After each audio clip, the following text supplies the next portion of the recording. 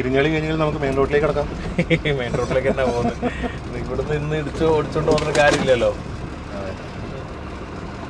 ഒന്നും അറിയുന്നും കൂടി ഇല്ല. ഇതൊക്കെ വലിയ കുഴിയൊക്കെ പോയിക്കൊണ്ടിരിക്കുന്നത്. അതെ അതെ അതെ.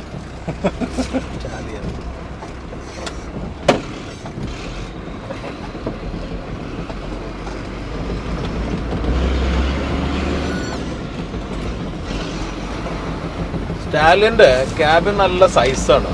ഞാൻ ചോദിക്കാൻ വരുന്നു ക്യാബിൻ സൈസ്. ഇത് മറ്റേ ഇവൈക്കോന്ന് പറഞ്ഞ പോലെ ഇത് മറ്റേ ഇവേക്കോ കാർഗോ എന്ന് പറഞ്ഞിട്ട് ആക്ച്വലി ഫോർഡ് ഇവേക്കോ ഡെവലപ്പ് ചെയ്ത ക്യാബിനാണിത്. ഓക്കെ, ഫോർഡ് ഇവേക്കോ എന്ന് പറഞ്ഞിട്ട് ആയിരുന്നു വന്നിട്ടായിരുന്നത്. അപ്പോൾ ഫോർഡിന്റെ മോഡലിലും ഇവേക്കും കൂടി ആയിട്ട് ആണത് ഡെവലപ്പ് ചെയ്തിരുന്നത്. അപ്പോൾ ഇന്റർനാഷണലി വന്നിരുന്ന സമയത്ത് അന്ന് അശോക് ലാലൻഡ് ഇന്ത്യയിൽ ഇവേക്കോ ആയിട്ട് ടൈപ്പിൽ വണ്ടി ഇറക്കാൻ തുടങ്ങി. അതായിരുന്നു കാർഗോ എന്ന് പറഞ്ഞ മോഡല്. ഇവേക്കോ കാർഗോ എന്ന് പറഞ്ഞാൽ അത് LCV കാറ്റഗറിയിലായിരുന്നു ഉണ്ടായിരുന്നത്. അതെ. അപ്പൊ അന്ന് ടാറ്റ 709 ഇറക്കി. അപ്പം ഇവേക്കോക്ക് കോമ്പീറ്റ് ചെയ്യണല്ലോ അശോക് ലാലൻഡ്. അപ്പൊ ഇവേക്കോ ആയിട്ട് ചേർന്നിട്ട് അവര് ഇറക്കിയ വണ്ടിയാണ് ഈ കാർഗോ എന്ന് പറഞ്ഞത്. ഈ ക്യാബിൻ ഇന്നും അശോക് ലാലൻഡിന്റെ വലിയൊരു എന്താ പറയുക വലിയൊരു മോഡൽ റേഞ്ചിന്റെ ബേസ് ആണ്. ഇപ്പൊ അശോക് ലാലൻഡ് അൾട്ര എന്നെല്ലാം പറയുന്ന ക്യാബിൻ ബേസ് ചെയ്യുന്നത് ഈ ക്യാബിൻ തന്നെയാണ്. അശോക് ലാലൻഡ് ശരിക്കും അതിന്റെ മുമ്പ് ഉണ്ടായിരുന്ന അശോക് ലാലൻഡ് ക്യാബിനേക്കാളും എന്താ പറയുക എക്കണോമിക്കലി നല്ല ക്യാബിനാണ്, സ്പേഷ്യസ് ആണ്, ഒരു ലുക്ക് ഉണ്ടായിരുന്നു. പക്ഷെ ഇന്നിപ്പോ നമ്മൾ പുറമെ എക്സ്റ്റീരിയറിൽ മാറ്റുള്ള അശോക് ലാലൻഡ് കാണാം നമുക്ക്. അപ്പൊ ആ മോഡലുകൾ ഇപ്പം ആക്ച്വലി വന്നിരിക്കുന്നെല്ലാം തന്നെ ഇതിന്റെ ബേസ് ചെയ്തിട്ട് തന്നെയാണ് ക്യാബിൻ. ഇത് പുറത്തേക്കും പോയിട്ടില്ല. പുറത്തേക്ക് പോയിട്ടുണ്ട്. പുറത്ത് കാരണം ഇത് പുറത്തുനിന്ന് ഇങ്ങോട്ട് വന്നതാ.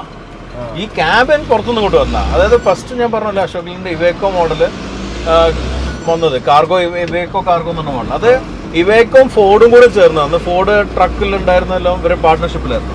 അപ്പോൾ ഇവേക്കോം ഫോർഡും കൂടെ ചേർന്നിട്ട് ഡെവലപ്പ് ചെയ്തിരുന്ന ക്യാബിനും ഡിസൈനും ബേസ് ചെയ്തിട്ടുള്ള പ്ലാറ്റ്ഫോമിലാണ് അന്ന് കാർഗോ ഇന്ത്യയിൽ ഇറക്കിയത്. പിന്നീട് കാർഗോ എന്ന മോഡല് വളർന്ന് വളർന്ന് വളർന്ന് ഈ കോമറ്റും മറ്റതും മറിച്ചതെല്ലാം ആയിട്ട് വന്നിട്ടുണ്ട്. അപ്പൊ ഈ സ്റ്റാലിയന്റെ റിക്വയർമെന്റ് വന്ന സമയത്തും ക്യാബിൻ അവർക്ക് രണ്ടാമത് ചിന്തിക്കേണ്ടി വന്നില്ല. ഇതന്നെ ഒരു ഫിക്സ് ചെയ്ത്. അപ്പൊ ഞാൻ വേണമെങ്കിൽ നമുക്കിപ്പോ എപ്പിസോഡിൽ ഫോട്ടോ കാണിക്കാം. ഈ വേക്കോണ്ടും ഫോർഡിന്റെ ലോഗോയിൽ ഇതേ ക്യാബിൻ വന്നിട്ടുള്ള മോഡല്.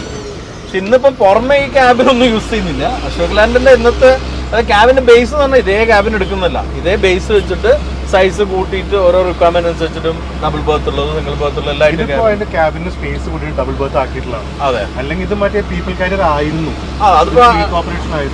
ഏത് മിലിറ്ററിയില് മിലിറ്ററിയിൽ സ്റ്റാലിയൻ വന്നതിന്റെ ശേഷം പല ഓപ്പറേഷൻസിലേക്കും പോയിട്ടുണ്ട്.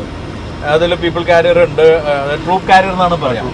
ട്രൂപ്പ് കാരിയർ ഉണ്ട്, അതുപോലെ തന്നെ ഇവരുടെ മറ്റേ ആർട്ടിലറി കാരിയേഴ്സ് ഉണ്ട്, ക്രെയിൻ ഉണ്ട്, റിക്കവറി ഉണ്ട്. അതുപോലെ തന്നെ ഇതിന്റെ 6x6 വേർഷനും വന്നു. കണ്ടല്ലോ. ഞാൻ കണ്ട്. പക്ഷെ ലേയില് പോകുമ്പോ അതായത് നമ്മള് കാശ്മീർ കയറാൻ തുടങ്ങി കഴിഞ്ഞാല് എനിക്കൊന്ന് ഏറ്റവും കാണുന്ന ഒരു ട്രക്ക് സ്റ്റാലിയൻ ആയിരിക്കും. അതെ, നമ്മള് കണ്ട മുഴുവൻ ഇതാ. അതെ, അത് നമ്മള് കണ്ടത് മൊത്തം ഫ്ലീറ്റ് ആയിരുന്നു വണ്ടികള്. അതെ, കാരണം വേറെ ഒന്നും കണ്ടില്ല. പിന്നെ മറ്റേ BROന്റെ എന്താ പറയാ ടാറ്റ ആ ട്രക്കുകളില്ലേ, ടിപ്പർ ഉണ്ട്. ഇതില് ടിപ്പർ സ്റ്റാലിയനിൽ വന്നിട്ടില്ല. ഇത് മിലിറ്ററിന്റെ റിക്വയർമെന്റ്സ് എന്ന് പറഞ്ഞാല് പല തരത്തിലുള്ള റിക്വയർമെന്റ് ഉണ്ട്. ഇപ്പൊ മിലിറ്ററിന്റെ BROന്റെ വണ്ടികൾ എന്ന് പറഞ്ഞാൽ സാധാരണ സിവിലിയൻ മോഡൽ വണ്ടികളെ സിമിലർ ആയിരിക്കും. കാരണം ടിപ്പർ എല്ലാവർക്കും ഉണ്ടാവുക. ടിപ്പർ പറഞ്ഞാൽ ഓൾ ഡ്രൈവ് തന്നെ വേണമെന്നില്ല അവർക്ക്. അപ്പൊ എല്ലാ വണ്ടി ആയിരിക്കില്ല, ചിലപ്പോൾ ഓൾ ഡ്രൈവ് വെക്കും, കാരണം എക്സ്ട്രീം കണ്ടീഷനിൽ വെക്കും. പക്ഷെ നോർമലി റോഡ് ഉണ്ടാക്കുന്നിടത്തൊന്നും അത് വെക്കാറില്ല, സാധാരണ ടിപ്പറിലായിരിക്കും. പക്ഷെ അവര് മിലിറ്ററിക്ക് വരുമ്പം ഇത് പക്കാ അവരുടെ ആ അണ്ടർ ബോഡി എല്ലാം മാറിയിട്ടുള്ള തന്നെ വരുന്നത്. കാരണം ഇതിന്റെ ഒരു ടെസ്റ്റിങ്ങിന് എനിക്ക് അറിയുന്ന ഒരു ടെസ്റ്റ് ഡ്രൈവർ ഉണ്ട്. പുള്ളി ദീപക് സാർ എന്നാണ്, പ്രായം കൊണ്ട് ഞാൻ ബഹുമാനം കൊണ്ട് ദീപക് സാർ എന്ന് വിളിക്കുക. പുള്ളി ആക്ച്വലി തമിഴനാണ്. ഞാൻ ഫസ്റ്റ് പരിചയപ്പെടുന്ന ഭാരതൻസിന്റെ ഫസ്റ്റ് ഡ്രൈവുകൾ വന്ന സമയത്ത് അവരുടെ ടെസ്റ്റ് ഡ്രൈവർ ആയിരുന്നു ഡെവലപ്മെന്റ് ടൈമിൽ. പുള്ളി മിലിറ്ററിക്കെല്ലാം ടെസ്റ്റ് ഡ്രൈവ് പോയിരുന്ന ആളാണ്. പുള്ളിയുടെ എക്സ്പീരിയൻസിൽ അന്ന് പറഞ്ഞ ഇവർ മിലിറ്ററിന്റെ ടെസ്റ്റ് ഡ്രൈവ് എന്ന് പറഞ്ഞു കഴിഞ്ഞാൽ ഇപ്പം ഇവർക്ക് സ്റ്റാലിയൻ ഡെവലപ്പ് ചെയ്തു പ്രോട്ടോടൈപ്പ് ആയിട്ട്. ആ മിലിറ്ററിക്ക് കൊണ്ടുപോയിട്ട് കാണിച്ച് അവരുടെ അപ്രൂവൽ കിട്ടണം. അപ്പോൾ ആ അപ്രൂവൽ കിട്ടാൻ വേണ്ടിയിട്ട് പോകുന്ന സമയത്ത് ചിലപ്പോൾ മിലിറ്ററി ഡ്രൈവേഴ്സ് ഉണ്ടാവും, ചിലപ്പോൾ ഇവരുടെ ഡ്രൈവറും വേണ്ടി വരും. ഈ ഡ്രൈവർ ചിലപ്പോൾ മിലിറ്ററി ഓഫീസേഴ്സിന്റെ കൂടെ ആയിരിക്കും ഉണ്ടാവുക. അവർ പോകുമ്പോൾ ചിലപ്പോൾ പറയും ഇവിടുന്ന് റൈറ്റിലേക്ക് എടുക്കുന്നത്, ചിലപ്പോൾ ഒരു ഡിച്ച് അല്ലായിരിക്കും, അങ്ങോട്ട് ഇറക്കേണ്ടി വരും. ഈ എങ്ങനെ ഏത് കണ്ടീഷനിൽ ഓടിക്കണം എന്നുള്ളത് നേരത്തെ ഒന്നും പറയുന്നില്ല. പെട്ടെന്ന് തോന്നുന്ന ആ ഓഫീസർക്ക് തോന്നുന്ന കണ്ടീഷനിൽ ഓടിക്കുക, അതിൽ അപ്രൂവ് ചെയ്ത് വരലാണ് മിലിറ്ററിയുടെ എൻഡ്യൂറൻസ് ടെസ്റ്റ് എന്ന് പറയുന്നത്. അത് പാസ്സാവണേ കുറെ പണിയുണ്ട്, കുറെ ക്രൈറ്റീരിയസ് ഉണ്ട്. അപ്പൊ അങ്ങനെ പാസ്സായി വന്നിട്ടാണ് സ്റ്റാലിയന് ആക്ച്വലി മിലിറ്ററിയിലേക്ക് എൻട്രി കിട്ടുന്നത്. അശോക് ലാൻഡ് ആദ്യം ഉണ്ടായിരുന്നില്ല മിലിറ്ററിയിൽ. ആദ്യം ഏറ്റവും അധികം ഉണ്ടായിരുന്നത് നമുക്ക് ബേസ് ചെയ്തിരുന്ന ഒന്ന് ശക്തിമാൻ എന്ന് പറഞ്ഞ ട്രക്കായിരുന്നു. ശക്തിമാൻ ആക്ച്വലി MAN ഇല്ലേ, ജർമ്മൻ MAN, മാൻ അല്ല ശരിക്കും MAN, BMW എന്ന് പറയുന്ന പോലെയാണ്. ഇപ്പൊ MAN ബേസ് ചെയ്തിട്ടുള്ള വണ്ടിയായിരുന്നു ശക്തിമാൻ. അതുപോലെ തന്നെ ഇന്ത്യൻ മിലിറ്ററി പണ്ട് മുതൽ തന്നെ കൂടുതൽ കണക്ട് ആയിരുന്നത് റഷ്യൻസിനായിട്ടാണ്. അപ്പോൾ ആ റഷ്യൻ മിലിറ്ററി വെഹിക്കിൾസും ഒരുപാട് നമുക്ക് മിലിറ്ററിയിൽ കാണാൻ പറ്റുന്നുണ്ട്. പിന്നെ ഒരു ടാറ്റയ്ക്ക് ഒരു പ്രസൻസ് ഉണ്ട്. പക്ഷേ ടാറ്റന് ഒരു MCV കാറ്റഗറിയിലുള്ള വണ്ടികളും ഉള്ളായിരുന്നു ആ സമയത്ത്. പിന്നെ നമുക്കുള്ള വലിയ മീഡിയം കൊമേഴ്ഷ്യൽ വെഹിക്കിൾസ് ഒക്കെ ഉണ്ട്, ലൈറ്റ് അല്ല മീഡിയം. അപ്പൊ നമുക്ക് ഇപ്പൊ ആ ഒരു കാറ്റഗറിയിലുള്ള വണ്ടികളായിരുന്നു ടാറ്റയ്ക്ക് ഉണ്ടായിരുന്നത്. ടാറ്റന്റെ അന്നും അതേപോലെ തന്നെ ടാറ്റ ബെൻസ് ബേസ് ചെയ്തുള്ള ട്രക്ക് ഉണ്ടായിരുന്നു. വേറെ സാധനം, ഇപ്പൊ നമ്മളിപ്പോ ഈ മിലിറ്ററി ട്രക്സിനെ പറ്റി പറഞ്ഞു, മിലിറ്ററി ട്രക്സ് ഉണ്ടാക്കുന്നത് ഈ മിലിറ്ററി ട്രക്സിന്റെ ഈ മിലിറ്ററി അല്ലാത്തൊരു യൂസിനും തോന്നുന്നു. മിലിറ്ററി ട്രക്ക് എക്സാക്ട്ലി അതേപോലെ എവിടെ പോകില്ല. അതിന്റെ ഒരു ഉദാഹരണം പറയാം. മിലിറ്ററിക്ക് വേണ്ടി ഡെവലപ്പ് ചെയ്യുന്ന ട്രക്ക് എന്ന് പറഞ്ഞാൽ സ്പെസിഫിക്കലി ഡെവലപ്പ് ചെയ്തിരുന്ന വണ്ടികളുണ്ട്. ഇപ്പൊ ഹംവി എന്ന് പറഞ്ഞിരുന്ന വണ്ടി ശരിക്കും മിലിറ്ററിക്ക് മാത്രം ഡെവലപ്പ് ചെയ്തിട്ടുണ്ട്. അതെ, ഓഷ്കോഷിന്റെ ട്രക്ക് ഉണ്ടായിട്ടുണ്ട്. അതുപോലെ MAന്റെ ലോബർട്ട് ട്രക്ക് ഉണ്ടായിട്ടുണ്ട്, ലോ ക്യാബിൻ ട്രക്ക്. ട്രക്ക് ഉണ്ടായിട്ടുണ്ട്. പിന്നെ തന്നെ അങ്ങനെയുള്ള ട്രക്കുകൾ മിലിറ്ററി സ്പെസിഫിക് ആയിട്ട് ഡെവലപ്പ് ചെയ്തിട്ടുണ്ട്. പക്ഷെ അതിന്റെ റിക്വയർമെന്റ്സ് ഇപ്പൊ ഇത്രയും കാലം കൊണ്ട് 60,000 ട്രക്കാണ് സ്റ്റാലിയൻ ഏകദേശം മിലിറ്ററിന്റെ അടുത്തുള്ളത്. അപ്പൊ അതൊരു വലിയൊരു ഫിഗർ അല്ല ഒരു ട്രക്കിന്റെ ലൈഫ് ലോങ് വെച്ച് നോക്കുമ്പോൾ. അപ്പൊ ഇവരെന്ത് ചെയ്യുന്ന വെച്ചാൽ ആ ഡെവലപ്പ് ചെയ്യുന്ന ട്രക്ക് പിന്നീട് അവർ കസ്റ്റമൈസ് ചെയ്ത് ഹോമലോഗേറ്റ് ചെയ്ത് സിവിലിയൻ പേർപ്പസിലേക്ക് മാറ്റും. അങ്ങനെ മാറ്റുന്ന ട്രക്കുകള് അങ്ങനത്തെ ചില പേർപ്പസ് ഉണ്ട്. ഇപ്പം ടട്ടയുടെ ട്രക്കിന്റെ ഒരു പ്രത്യേകത എന്ന് പറയുന്നത് ഈ ആക്സൽ സിസ്റ്റമാണ്, ലോഡ് ചെയ്യുമ്പോൾ ഇങ്ങനെ. അപ്പൊ അത് വേറെ രീതിയിൽ പറ്റുന്ന ഒരു സാധനമാണ് ടിപ്പർ. അപ്പൊ ഒരു ടിപ്പർ പേർപ്പസിന് ഇറക്കാൻ തുടങ്ങി. അതേപോലെ തന്നെ ഇപ്പം ഓഷ്കോഷിന്റെ ട്രക്ക് ഉണ്ട് ലോബേർഡ് ആയിട്ടുള്ള. അത് ഈ പറഞ്ഞ പോലെ എന്താ പറയാ മറ്റുള്ള ക്യാമ്പിംഗ് വെഹിക്കിളെല്ലായിട്ട് ഉപയോഗിക്കാൻ തുടങ്ങി, MAന്റെ ക്യാമ്പിംഗ് വെഹിക്കിൾ ഉപയോഗിക്കും. എന്നാൽ റിവേഴ്സ് ആയിട്ടുള്ള ഇപ്പൊ നമ്മുടെ ഈ ഒരു ട്രക്ക്, അതുപോലെ തന്നെ പല നമുക്ക് കാണുന്ന മിക്കവാറും ട്രക്കുകൾ ഇപ്പൊ MAN, മെർസിഡീസ്, സ്കാനിയ, ഇവരെല്ലാം ഡെവലപ്പ് ചെയ്യുന്ന ട്രക്ക്. ഇപ്പൊ ആക്ട്രോസ്, എറോക്സ് എല്ലാം തന്നെ, അല്ലെങ്കിൽ TGX എന്ന് പറഞ്ഞ MAന്റെ മോഡൽ, RCDs ഉണ്ട് സ്കാനിയയുടെ, FMX ഉണ്ട് വോൾവോന്റെ. ഇതെല്ലാം തന്നെ ഡെവലപ്പ് ചെയ്തത് സിവിലിയൻ ട്രക്കായിട്ടാണ്. എന്നാൽ അവരുടെ പല സംഗതിയും സ്ട്രോങ് ആയിട്ടുള്ളത് കൊണ്ട് തന്നെ അവർക്ക് മിലിറ്ററികൾ കൺവേർട്ട് ചെയ്യാൻ പ്രശ്നമില്ല. മിലിറ്ററിയുടെ പേർപ്പസ് ഞാൻ പറഞ്ഞല്ലോ, പല പേർപ്പസ് ഉണ്ട്. വെറും ഈ എന്താ പറയുക ആർട്ടിലറി മാത്രം പോകുന്ന വെഹിക്കിൾസ് ഉണ്ട്. അതായത് അറ്റാക്ക് ഫൈറ്റിന് വേണ്ടി മാത്രം, അല്ലെങ്കിൽ വാർ ടൈമിന് മാത്രം ഉപയോഗിക്കുന്നത്. അതല്ലാതെ മിലിറ്ററിയുടെ പല പേർപ്പസ് ഉണ്ട്. സിവിലിയൻ അവരുടെ ട്രൂപ്പായിട്ട് പോകുന്നത്, അതുപോലെ തന്നെ ലോഡ് കൊണ്ടുപോകുന്നത്, ടാങ്കർ കൊണ്ടുപോകാനുള്ള പ്രൈം മൂവർ. അപ്പോൾ ഇതെല്ലാം എന്ന് പറയുന്നത് ചിലപ്പം മിലിറ്ററി സ്പെക്കിനേക്കാളും ആവശ്യം വരുന്ന റെഗുലർ ട്രക്ക് ബേസ് ചെയ്തിട്ട്. അപ്പം അങ്ങനെ വരുന്ന ട്രക്കിൽ റിവേഴ്സ് ആയിട്ടായിരിക്കും അങ്ങനെ ഡെവലപ്പ് ചെയ്തിട്ട് മിലിറ്ററിക്ക് വേണ്ടിയിട്ട് കസ്റ്റമൈസ് ചെയ്ത് മാറ്റും.